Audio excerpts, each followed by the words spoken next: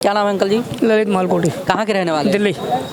क्या लगता है, चुनाव तो है ही है सामने, रामलला भी मंदिर में आ गए, विपक्ष का आरोप है कि मंदिर मस्जिद में उलझा के रखें युवाओं को। देखिए विपक्ष का काम क्या होता है, उनका तो यही काम होता है। अब जो पब्लिक है उसको भ्रमित करके रखें, हम लोग चार्टी ओर से उसमें बांट के रखें, इन लोगों को आपस में एकता ना बने। अच्छा। डिवाइड एंड रूल जो अंग्रेजों के टाइम से होता आया था, मुगलों में ने अपनाया था ये, क्योंकि कुछ गद्दार को पाल लेते थे अपने पास, तो ऐसे ही कुछ गद्दार हमारे देश में हैं। अच्छा। ऐसे जो हमारे देश में अभी ऐसे लोग हैं जो आतंकवादियों का साथ देते हैं, उनको बचाव करते हैं उनका, और उनके पक्ष में आते हैं। अच्छा। मैं ये कहना चाहता हूँ 24 में मोदी सरकार है अपने कामों से, जो उनकी सरकार ने काम किए जनता के हित के लिए, गरीबों के लिए, सबका साथ सबका विकास सबका प्रयास, को हिंदू मुस्लिम सिख ईसाई कोई नहीं है। जिन सहायतामंद जरूरत लोगों को उनकी सहायता करिए, अनाज से लेके।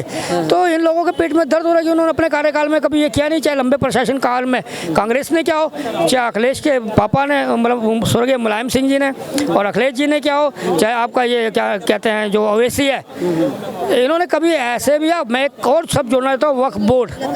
ये मुसलमानों का अपने आप को मसीहा मानता है। इन लोगों ने भी कभी गरीब मुसलमानों के लिए काम नहीं किया, जबकि इनके पास इतना धन होता है, विदेशों से भी धन इकट्ठा करते हैं लोग, पर कभी किसी गरीब मुसलमान का उत्थान नहीं किया है इन लोगों ने। तो ये कैसे ये इनके आका बन जाते हैं लोगों को। तो मैं ये अपील करूँगा इन नेताओं के जो हैं, जो देश के विरुद्ध भड़काते हैं। देखो आपके पूर्वजों ने भी देश की आज़ादी के लिए लड़ाई लड़ी होगी, आप लोग जानते हैं। मैं ये कहना चाहता हूँ इसकी एकता बनी रहे। आज भारत एक सर्वोच्च के ऊपर जा रहा है। अगर कोई चीज़ है न्याय के द्वारा, क्योंकि जो बड़े बड़े नेता है ना, ये कहते हैं न्याय, और जब न्याय मिलता है तो उसके विरोध होता है और न्यायालय पे ही आरोप लगाने लगते हैं। ये बहुत अफसोस की बात है। अब समझदार है, हर जाति के लोग समझदार हो गए हैं। सत्ता पक्ष का दबाव है, जास्ती हो रहा है लोगों के साथ। देखिए सत्ता पक्ष का वो दबाव था जब से जवाहरलाल नेहरू ने सत्ता संभाली थी। अच्छा। और जब तक अंतिम मनमोहन सिंह तक रहा था, 14 के बाद तो सत्ता परिवर्तन हुई है ना। आप ये बताइए उस टाइम से किस चीज़ को दबाया गया, किन गरीबों को और दबाया से गरीब बनाया गया, जनता जानती है और उनके पूर्वज भी जानते जो अब नहीं रहे हैं। तो कहने का मकसद ये है, किसने अब 14 के बाद सनातन धर्म को भी इज्जत और सम्मान दिया है, और जो हमारा पुराना एक बहुत वर्षों पुराना एक संस्कृति है उसको जिंदा करने की कोशिश करी है, अंग्रेजों के कानून को हटाने की कोशिश करी है। और जिसमें आपने देखा होगा कश्मीर का भी मुद्दा सॉल्व हो रहा है, और 3 तलाक का जो महिलाओं पे अत्याचार होता था, कोई दुबई काम करे तो वहीं से तलाक, कोई अमेरिका में काम करे तो वहीं से तलाक, किसी भी कंट्री में मुस्लिम कंट्री में होता है वहीं से तलाक देते थे। उस महिला और उन बच्चों का क्या हाल होता था, उनका पालन पोषण कौन करता था? तो सरकार ने जिम्मेवारी निभाते हुए 3 तलाक दूर किए। आज मुस्लिम महिलाएं बहुत खुश हैं, प्रसन्न है कि सरकार उनको कुछ तो सहायता कर रही है, मदद तो कर रही है, रहने को मकान दे रही है, और आयुष्मान का कार्ड बना रही है स्वास्थ्य के लिए 5 लाख का। तो कहने का मतलब जिस सरकार ने अच्छा काम किया है, जनता किसी भी धर्म की जनता हो, मैं आपको बता रहा हूँ एकता का सूत्र है भारत, वही लोग से फिर से इसी सरकार को लेके आएंगे जो मोदी सरकार है, जिन्होंने काम किया, और आने वाले 5 साल में और अच्छे काम होंगे और अधूरे काम और पूर्ण होंगे, और इनका ध्यान दिया जाएगा गरीब लोगों को उठाया है, महिलाओं को उठाया है, युवाओं को उठाया है, और जो हमारे जो अति पिछड़ी जाति वर्ग है, किसानों के लिए भी देखो उनके अकाउंट में डायरेक्ट पैसा जा रहा है, सबसे बड़ी बात है। अच्छा। अब किसान तो क्या होता है, हर बार आपदा से जूझता है, तो आफत आती है, तो उसके लिए भी उसमें ही उनको लोन सहायता, और ये जो इनको 6000 साल का देना शुरू किया है, आज तक कभी किसी सरकार ने दिया इतना अमाउंट? कितने हजारों करोड़ रुपए इस सरकार के, मोदी सरकार के जा रहे हैं, लग रहे हैं, और ये विपक्ष शोर मचा रहा है। समस्या यहाँ पे है, कहा जा रहा है कि भाई फ्री में देने से अच्छा है अगर आप जो है रोजगार दे दो, लोग बेरोजगार है। देखिए रोजगार दिया रहा है, फ्री में बांट। देखिए रोजगार का सवाल उठाते हो तो मुझे इस पर रोजगार का जब नाम आता है ना, मेरे को अपने पे हंसी आती है। हमें एक्सपीरियंस है। अच्छा। कितने स्किल के लिए मोदी कहता है आप नौकरी मत करो, नौकर मत बनो, अपना रोजगार चलाओ। ये भी तो आपका अपना रोजगार है। आप इससे 10 लोगों को नौकरी देते होंगे, जो रोजगार देते होंगे, देते नहीं देते आप?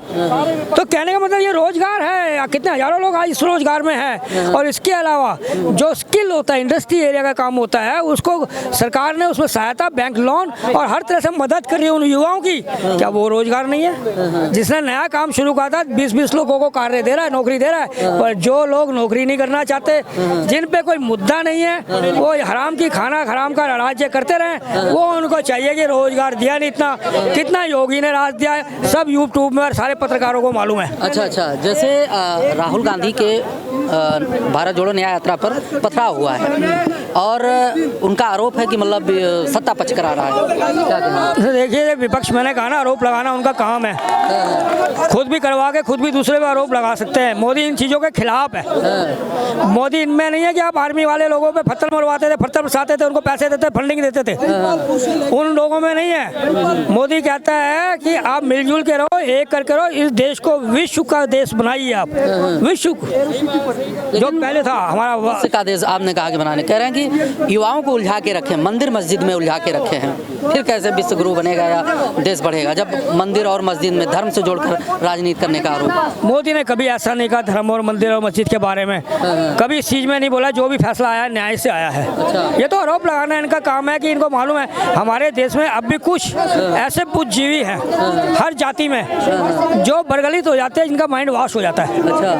और या फिर वो लालच के बेस में कुछ ऐसा काम करते हैं, शांति फैलाने की कोशिश करते हैं। कहने का मतलब ये है, ये मंदिर मस्जिद राजनेताओं का काम नहीं है। ये वक्फ जो बोर्ड होते हैं, हर जगह ट्रस्टी बोर्ड होते हैं, जैसे इनका वक्फ बोर्ड है जवाहरलाल नेहरू के टाइम से, ये ऐसे लोग इस चीज़ को बनाते हैं। पर वो भी न्याय, पर ये न्याय को भी जो नहीं मानते उसका क्या करेंगे? जो न्याय का अपमान करे उनका क्या करेंगे? उनके लिए भी एक कानून बनना चाहिए। जो न्याय का सम्मान ना करे, न्याय का अपमान करे, उनको सजा मिलनी चाहिए। जब एक फैसला कहते हो हम मानेंगे, आप एक तरफ कहते हैं हम फैसला मानेंगे, दूसरी तरफ नगर जाते हैं जब फैसला आता है। तो जो आपको सच्चाई दिखाई दे रही है, एविडेंस दिखाई दे रहे हैं, उस पर आप विश्वास करके उनको सम्मानित पूर्व उनको वापस कर दो। और जहाँ आपका है वो आप वापस ले लो। वो तो सुप्रीम कोर्ट आ चुके हैं। भाई देखो ना, चाहे कोई भी कोर्ट हो, सुप्रीम कोर्ट हो, लो कोर्ट हो, हाई कोर्ट हो, जो भी हो, वो तो सबूतों के आधार पर ही आपको देता है ना। जो सबूत के आधार पर ही वो अपना निर्णय सुनाता है ना। तो काहे को इनके पेट में दर्द हो रहा है? अगर सबूत हैं, साक्ष्य हैं, तो इनको तो टांग अड़ानी नहीं चाहिए। पर इसका एक ऐसा प्रदर्शन, विरोध करना, अगर असामाजिक तत्वों को इकट्ठा करके अगर लोग शांति भंग करना है तो सरकार अपने आप निपटेगी इनसे। मैं इतना ही कहना चाहता हूँ, कोई भी धर्म किसी को नुकसान नहीं पहुँचाना चाहता। अगर कोई आक्रांता या बाहर के आए थे जो हमारे देश में तोड़ फोड़ लूट के ले गए, अगर उन्होंने ऐसा काम किया है तो आपका काम बनता है क्या सम्मानपूर्वक उनकी उस चीज़ को वापस करें और शांति और एकता का चारा, भाईचारा दिखाएं।